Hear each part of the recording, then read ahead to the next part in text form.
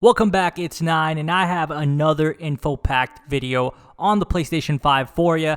We are going to be talking about a leaked photo of the PS5 side-by-side with the Xbox One X. Another price leak, PS4 game upgrades over to the PS5, Horizon Forbidden West release date, talking about why PS5 exclusives are so important to Sony, and also some Gran Turismo 7. But just before we get into that, please guys, if you haven't subscribed already, hit the subscribe button, hit that notification bell to get notified about all my upcoming videos, hit the like button, it helps the channel a ton. Now let's get right into it, and let's start with the leaked image of the PS5.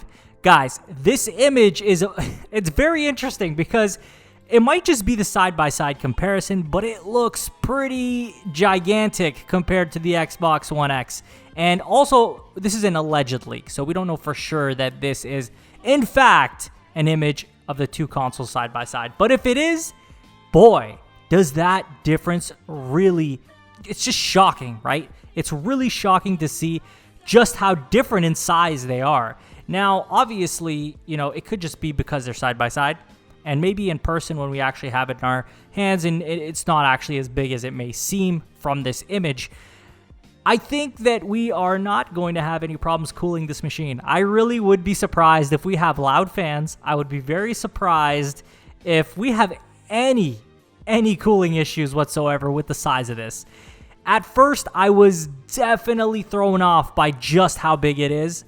But looking at it, you know, over a few dozen times now, I'm starting to become more comfortable with it, and also that, you know, it is side-by-side with a very small console. Like, the Xbox One X is very compact. I think if it was beside, say, the PS4 Pro, we wouldn't see that big of a difference.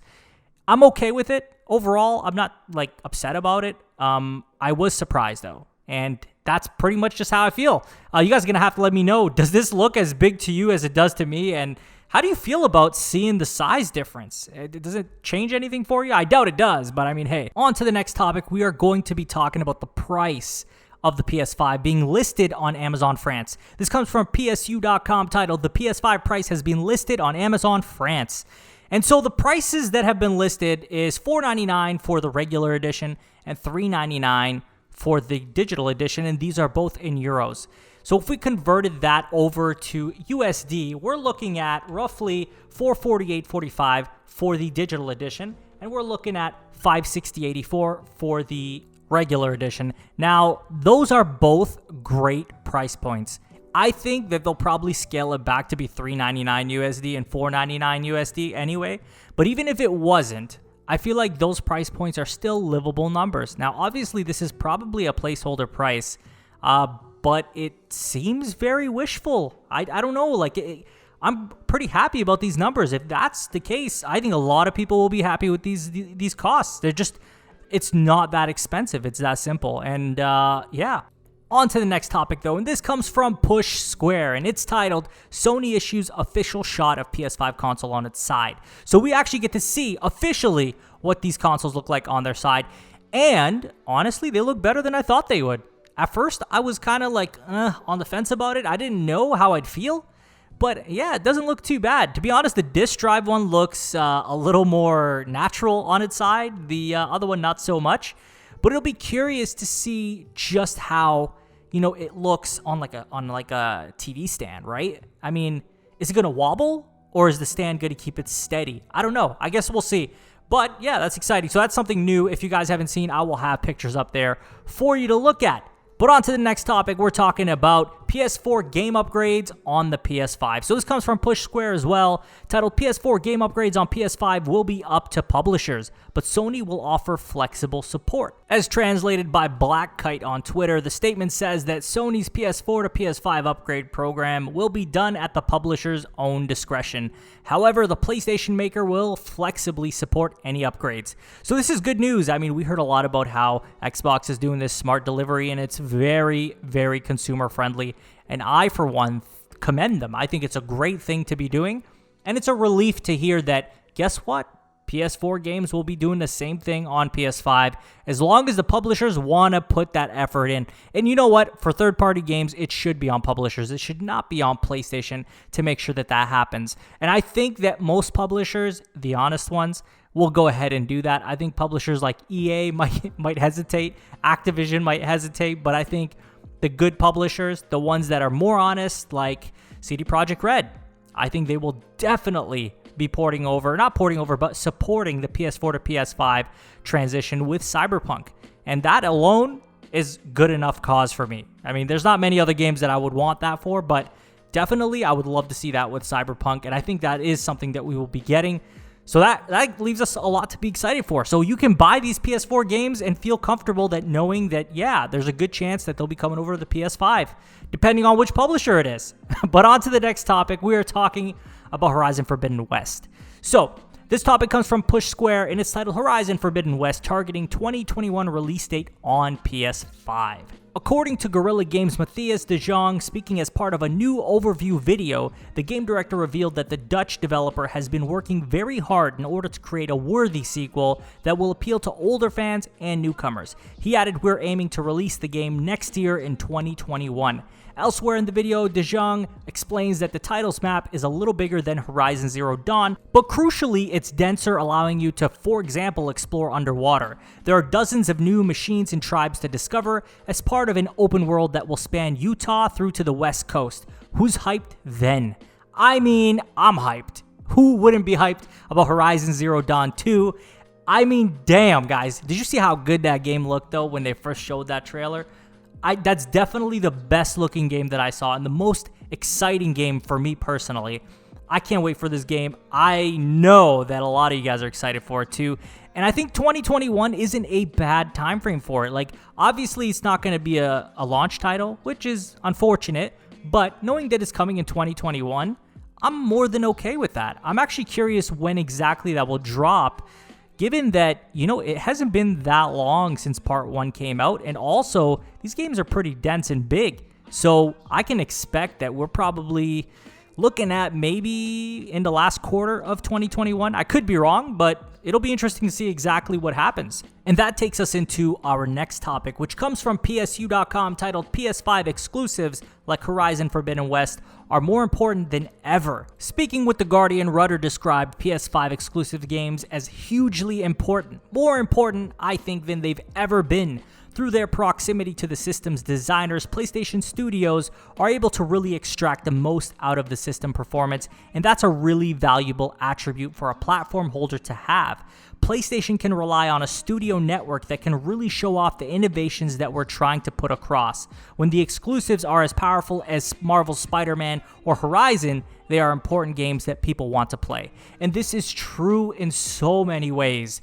And that's what we were talking about with Ratchet & Clank specifically. Being able to really showcase what that SSD does and what you can't do without that SSD, having that kind of speed.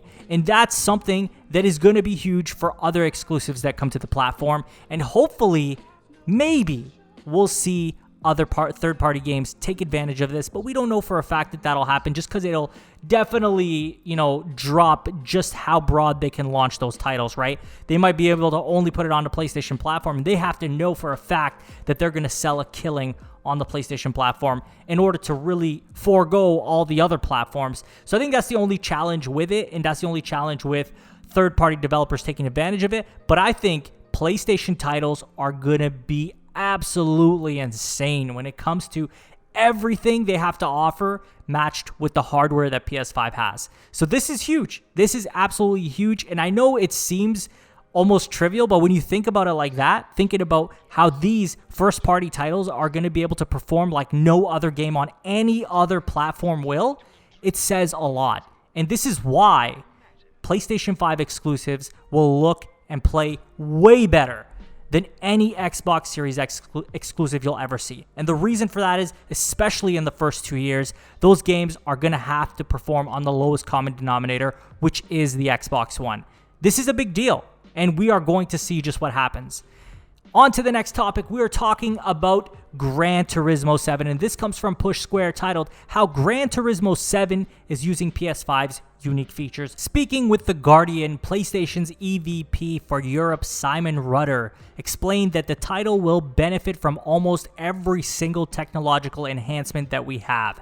The loading times will be next to nothing compared to what they have been in the past, he said. Sitting in the cockpit, the 3D audio allows you to hear the thunderous roar of a Ferrari behind you or in front of you, and you can recognize the difference between that and the engine noise of a Maserati. Driving the car using the DualSense controller, you'll have the different feeling in your hands from the smooth, undulating tarmac of a racetrack compared to the gritty sensation on a gravel track. Pressing a soft accelerator will feel very different than pressing on a stiff brake pedal or gear paddle. So this is just adding that extra immersion that we talked about, right? We talked about how Sony is basically doing an entire paradigm shift with the 3D audio, with the controller, with the SSD, and these are just all of those pieces coming together. And in a racing game, nonetheless, this alone made me want to try Gran Turismo 7. I did not have any interest in the title, but this alone has made me like, oh, that's interesting.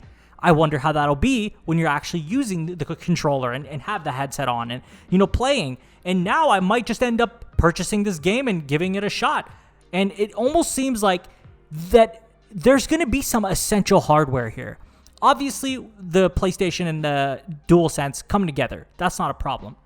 But it seems like to really take advantage of the PlayStation 5's overall hardware, you're going to need to get one of those headsets too, which obviously is a given for me. And I think that they want everybody to purchase these headsets and experience their games with the headset, the DualSense, and obviously the PlayStation 5. So this is exciting. This is a new evolution in video games. This is what we really needed in video games. VR is big, but VR is not the most accessible thing. And this, on the other hand, is very accessible. It doesn't involve all these wires. It doesn't involve having a headset on and being a certain distance from your TV and having a camera and all that. Rather, this is as simple as putting a controller in your hands, putting a headset on, and all of a sudden, your immersion has gone from 100% to 500%. Yes, that's possible in this case.